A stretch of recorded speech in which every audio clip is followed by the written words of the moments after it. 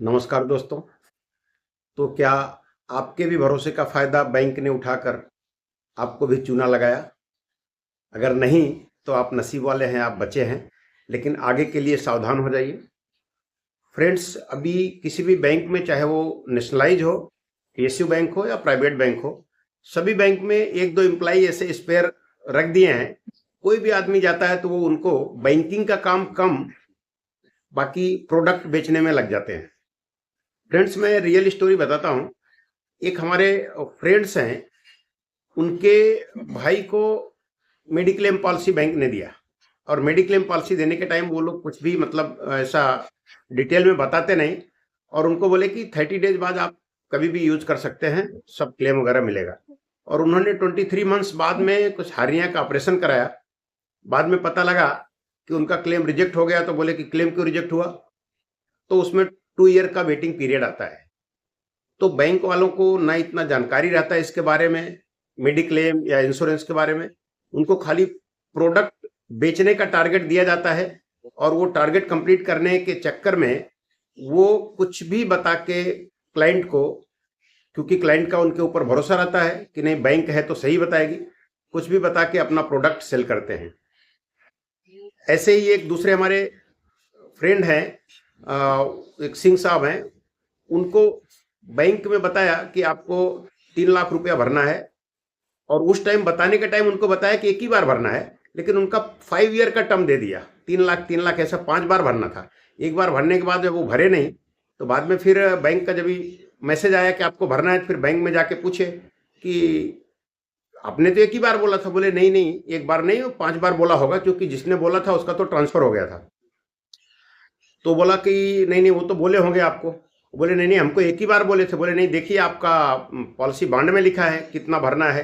तो ज़्यादातर clients bond में क्या लिखा है वो पढ़ते नहीं, जो बैंक वाले बोलते हैं वही भरोसा करके और उसके हिसाब से वो ले लेते हैं। और यही भरोसे का फ़ायदा उठा के मैक्सिमम बैंक वाले, सब उनके जो भी क्लाइंट हैं, उनको इंश्योरेंस प्रोडक्ट, मेडिक्लेम का प्रोडक्ट, सुकन्या समृद्धि, कुछ न कुछ जरूर वो ऐसा करके वो बेच देते हैं और मिस सेलिंग करते हैं। तो मिस सेलिंग करने की वजह से वो मालूम कभी पड़ता है जब क्लाइंट का टाइम आता है। उस टाइम जाता है तो पता लगता है कि नहीं, इसमें तो ऐसा बताया था मेरे को, लेकिन ऐसा है नहीं। और एक क्लाइंट, उनको सेम कंडीशन था, उनको दो प्रोडक्ट दिया था जिसमें बताया कि एक बार आपको 3 लाख रुपया भरना है, और दूसरे में भी 1-1 लाख का। लेकिन उसने क्या है, सिंगल, वो बेचारे रिटायर्ड हो गए थे, उनको सिंगल बता के दूसरा वाला जो 1-1 लाख किया था उसको 5 ईयर का टर्म दिया था। बाद में उन्होंने 1 साल के बाद भरा ही नहीं। तो बाद में फिर जब पता किया तो बोले वो तो पॉलिसी आपका लैप्स हो गया, 5 साल भरना था।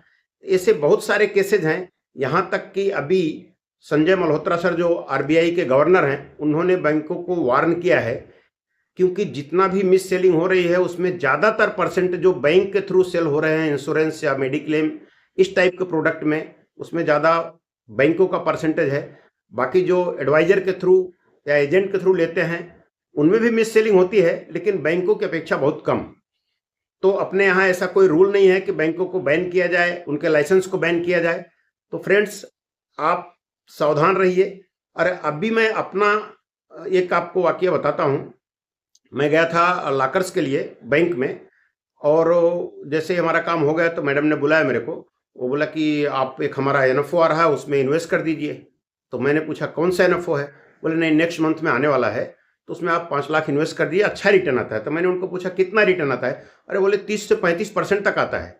तो मैंने बोला उनको, मैडम कि इसके पहले कभी एनएफओ आया था? बोले नहीं, 1-1.5 साल करीब पहले आया था। तो मैं बोला देखिए उसका रिटर्न कितना है।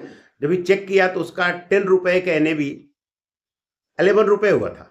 अब आप सोचिए कि 1.5 साल में 10 रुपए का एनएवी 11 रुपए हुआ, और वो रिटर्न 30 से 35% बता रहे हैं। ये तो 10% से भी कम है, 8% ही रिटर्न है। तो ऐसे सिचुएशन में वो लोगों को जो भी टारगेट मिलता है प्रोडक्ट सेल करने का, हाई कमीशन इसमें रहता है इंश्योरेंस में, तो इसलिए उनको सेल करने का टारगेट मिलता है, तो वो कुछ भी बता के प्रोडक्ट सेल कर देते हैं। तो फ्रेंड्स, आप लोग सावधान रहिए। अगर बैंक में जाने के बाद आपके साथ भी ऐसा होता है तो इमीडिएट आप कुछ डिसीजन मत लीजिए। पहले उनको बोलिए कि आप क्या प्रोडक्ट दे रहे हैं, वो प्रोडक्ट लेके आइए, उसका नाम लेके आइए, आप सर्च करके देखिए अपने एडवाइजर से बात करिए कि ऐसा ऐसा प्रोडक्ट बता रहे हैं, क्योंकि वो लोग रिटर्न्स बहुत ज़्यादा बताते हैं, उसी चक्कर में लोग फंस जाते हैं। तो आप उसको सर्च करिए, अगर आपको लगे कि हाँ प्रोडक्ट सही है तो आप डिसाइड करिए, और नहीं तो इमीडिएट जो डिसीजन लेते हैं वो ज़्यादातर लोग फंस जाते हैं। तो हमको कमेंट करके बताइए कि क्या आप लोग या आपके रिलेशन में इस टाइप से कोई फंसा हुआ है या बैंक ने फंसाया है, चीट किया है, और अगर किया है तो हमको कमेंट करिए यस, और नहीं तो नो। और आप लोग थोड़ा सावधान रहिए, जब भी आप बैंक में जाएंगे वो लोग जो भी प्रोडक्ट बताते हैं इमीडिएट डिसीजन मत लीजिए उसको लेने का, पहले उसके बारे में सर्च करिए, आपको लगे कि वो सही है तो ही डिसीजन लीजिए। फ्रेंड्स, इस टाइप का वीडियो मैं बनाता रहता हूँ, मेरे चैनल को सब्सक्राइब करिए और अपने फ्रेंड्स में ये शेयर भी करिए, जिससे उन लोगों को भी ये इन्फॉर्मेशन मिले।